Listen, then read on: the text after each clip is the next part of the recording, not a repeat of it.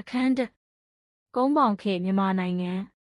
ကဲကလေးတို့ရေဒီနေ့ဆရာမတို့ကုန်းပေါင်ခေတ်မြန်မာနိုင်ငံအကြောင်းကိုလေ့လာကြမှာဖြစ်ပါတယ်။ဒီခန်းမှာဆိုရင်ကုန်းပေါင်ခေတ်တုန်းကဗဟိုအုပ်ချုပ်ရေးအာဏာကိုဘလို့ပြန်လဲဖော်ထုတ်ခဲ့တယ်ပြီးတော့နိုင်ငံချဲ့ထွင်ဖို့ဘလို့ကြိုးပမ်းခဲ့ကြတယ်ဆိုတာတွေကိုဆရာမကဇလန်းလေးတစ်ပုဒ်လိုပြောပြပေးသွားမယ်နော်။ဒါအပြင်နိုင်ငံအင်အားဆုံးရှုံးသွားစေတဲ့နန်းတွင်းရေးပဋိပက္ခတွေအကြောင်းနဲ့စာပေယဉ်ကျေးမှုတိုးတက်အောင်မြင်ခဲ့ပုံတွေကိုပါကလေးတို့စိတ်ဝင်စားဖွယ်လေ့လာသိရှိရမှာဖြစ်ပါတယ်။တကယ်တော့ကုန်းပေါင်ခေတ်ဗဟိုအုပ်ချုပ်ရေးစာပေနဲ့ယဉ်ကျေးမှုတွေအကြောင်းကိုကလေးတို့ပစ္စမတန်းသင်ခန်းစာမှာတော့ကလည်းအနည်းငယ်သိခဲ့ပြီးသားဖြစ်မှာပါ။ဒီခန်းကိုသင်ပြီးသွားတဲ့အခါမှာကလေးတို့အနေနဲ့အလောင်းမင်းတရားကြီးရဲ့ဗဟိုအုပ်ချုပ်ရေးအာဏာပြန်လည်ဖော်ထုတ်ဖို့ကြိုးပမ်းခဲ့ပုံတွေကိုတေးသေးချာချာရှင်းပြတတ်လာမယ်။ကုန်းပေါင်မင်းတွေရဲ့နယ်မြေချဲ့ထွင်ဖို့ကြိုးပမ်းမှုတွေနဲ့နယ်မြေသိမ်းပိုက်မှုတွေကိုလည်းစမ်းစစ်တက်လာမှာဖြစ်ပါတယ်။ပြီးတော့နန်းတွင်းရေးပဋိပက္ခတွေကဗဟိုအုပ်ချုပ်ရေးကိုဘလောက်တောင်အားနည်းသွားစေခဲ့တယ်လဲဆိုတာကိုလည်းကလေးတို့သုံးသပ်တက်လာမယ်ပေါ့ကွယ်။ဒါရင်မကသေးဘူးကုန်းပေါင်ခေတ်မှာဖွံ့ဖြိုးတိုးတက်ခဲ့တဲ့စာပေယဉ်ကျေးမှုအမှုပညာလက်ရာတွေကိုသိရှိနားလည်ပြီးတော့စာပေနဲ့ယဉ်ကျေးမှုတိုးတက်ပြောင်းလဲမှုတွေအပေါ်မှာဝေဖန်ဆွေးနွေးတက်လာမှာအသေးချာပဲဖြစ်ပါတယ်။ခေါင်းစဉ်1.1ဗဟိုအုပ်ချုပ်ရေးပြန်လည်ဖော်ထုတ်ခြင်းကဲဇလန်းလေးကိုစလိုက်ကြရအောင်။ညောင်ရမ်းမင်းဆက်ရဲ့နောက်ဆုံးမင်းဖြစ်တဲ့မဟာဓမ္မရာဇာဓိပတိဟာ1933ခုနှစ်ကနေ1952ခုနှစ်အထိစိုးစံခဲ့ပြီးသူ့လက်ထက်မှာဗဟိုအုပ်ချုပ်ရေးဟာအတော်လေးကိုအားနည်းလာခဲ့ပါတယ်။အဲ့ဒီလိုအားနည်းနေချိန်1952ခုနှစ်မှာတော့ဟန်သာဝတီကနေဗညားဒလဦးဆောင်တဲ့ဟန်သာဝတီတပ်တွေဟာအင်းဝကိုလာရောက်တိုက်ခိုက်ခဲ့ကြတယ်။အဲ့ဒီတော့အင်းဝနေပြည်တော်ကြီးဟာဟန်သာဝတီလက်အောက်ကိုကြားရောက်ခဲ့ရပြီးညောင်ရမ်းမင်းဆက်လည်းပြတ်သုံးသွားခဲ့ရတာပေါ့ကွယ်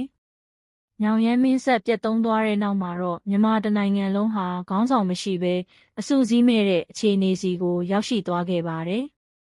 ဘလောက်ထိကွဲပြားသွားလဲဆိုရင်ဗညားဒလဦးဆောင်တဲ့ဟန်သာဝတီသားတွေကတစုမတရားအုပ်ဖို့အရက်ကဂုံနေခေါင်းဆောင်တဲ့ကွေရှမ်းတွေကတစုခင်ဦးစားဦးချစ်ညိုဦးဆောင်တဲ့မြန်မာတွေကတစုနဲ့အဖွဲ့တွေကွဲပြားနေကြတယ်။မိုးကောင်းမိုးညင်းဗန်းမော်တီဘောစားတဲ့ဒေသတွေမှာဆိုရင်လေရှမ်းပရိသတ်တွေကတီးခြားမင်းမူနေကြပြန်ရောတဲ့အဲ့ဒီလိုအင်းဝပြတ်သုံးသွားတဲ့အချိန်မှာမိုးဆိုးပိုရွာသူကြီးဦးအောင်စရဟာပတ်ဝန်းကျင်46ရွာကလူစင်မြင်းလက်နက်ရိတ်ခါတွေကိုစုစည်းပြီးတော့ထန်းလုံးခံတက်ကြီးကိုကြံ့ကြံ့ခံတိဆောက်ခဲ့ပါတယ်။ထို့နောက်မှာတော့ဦးအောင်စရဟာအလောင်းမင်းတရားပွဲကိုခံယူလိုက်တယ်ပေါ့ကွယ်။အလောင်းမင်းတရားကြီးဟာ1952ခုနှစ်ကုန်ဆုံးချိန်မှာတော့ဟန်သာဝတီတပ်တွေရဲ့လာရောက်တိုက်ခိုက်မှုတွေကိုအောင်မြင်စွာတွန်းလှန်နိုင်ခဲ့ပါတယ်။အဲဒီနောက်မှာဟန်သာဝတီတပ်တွေနဲ့ပူးပေါင်းတိုက်ခိုက်နေတဲ့ခင်ဦးစားဦးချစ်ညိုရဲ့တပ်တွေနဲ့ကွေရှမ်းဂုံနေအိမ်ရဲ့တပ်တွေကိုပါအောင်မြင်စွာနှိမ်နင်းနိုင်ခဲ့ပြန်တယ်။အလောင်းမင်းတရားကြီးဟာအရေးတော်ပုံတွေအောင်မြင်ပြီးတဲ့နောက်1953ခုနှစ်မှာမိုးဆိုးဘိုခေါ်ရွှေဘိုကိုမင်္ဂလာအောင်မြေအဖြစ်သတ်မှတ်ခဲ့ပါတယ်။ပြီးတော့ရတနာသိန်းကလို့ခေါ်ရင်းနဲ့မင်းနေပြည်တော်ကိုတီထောင်ခဲ့ပြီးအဲ့ဒီမင်းနေပြည်တော်ကနေဗဟိုအုပ်ချုပ်ရေးအာဏာကိုဖြန့်ကျက်ခဲ့တာပေါ့1953ခုနှစ်မှာပဲအလောင်းမင်းတရားကြီးရဲ့တပ်တွေဟာအင်းဝကိုသိမ်းပိုက်အောင်မြင်ခဲ့ပါတယ်။ဆက်လက်ပြီးတော့လဲအေယာဝတီမြစ်အထက်ပိုင်းမှာရှိတဲ့နယ်တွေကိုချီတက်သိမ်းသွင်းခဲ့ပြန်တယ်။အင်းဝကနေဆုတ်ခွာသွားတဲ့ဟန်သာဝတီတပ်တွေဟာပြည်မြို့ကိုသိမ်းပိုက်လိုက်ကြောင်းကြားသိရတဲ့အခါမှာတော့အလောင်းမင်းတရားကြီးဟာစစ်တီအလုံးရင်းနဲ့ချီတက်တိုက်ထုတ်ခဲ့ပြီးပြည်မြို့ကိုအောင်မြင်စွာသိမ်းပိုက်နိုင်ခဲ့ပါတယ်။အဲဒီနောက်မြေထဲ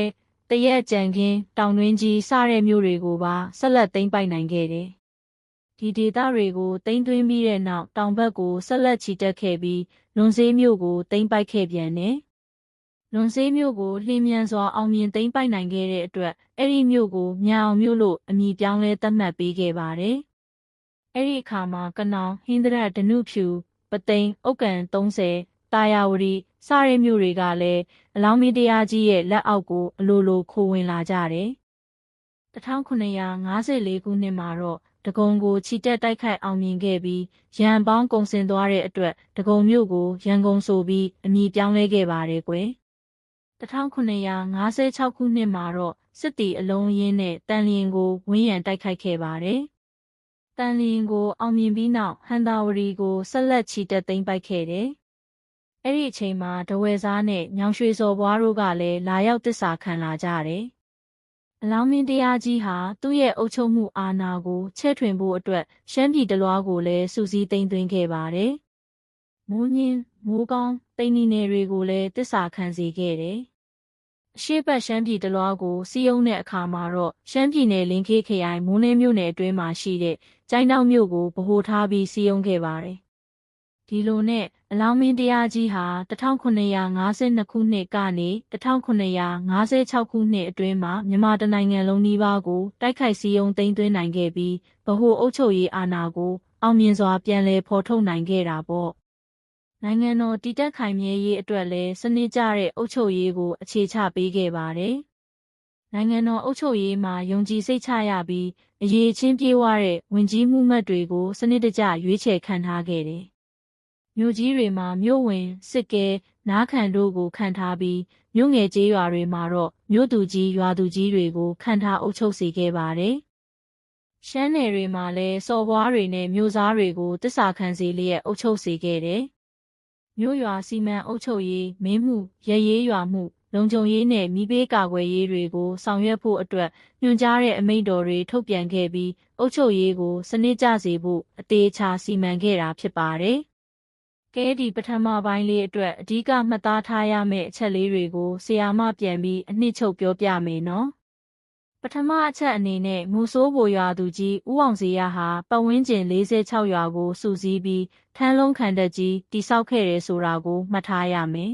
။ဒုတိယအချက်ကတော့ခင်ဦးစားဦးချစ်ညိုရဲ့တပ်တွေနဲ့ကွေရှမ်းကုံအိမ်ရဲ့တပ်တွေကိုအောင်မြင်စွာနှိမ်နင်းနိုင်ခဲ့တယ်ဆိုတာပါပဲ။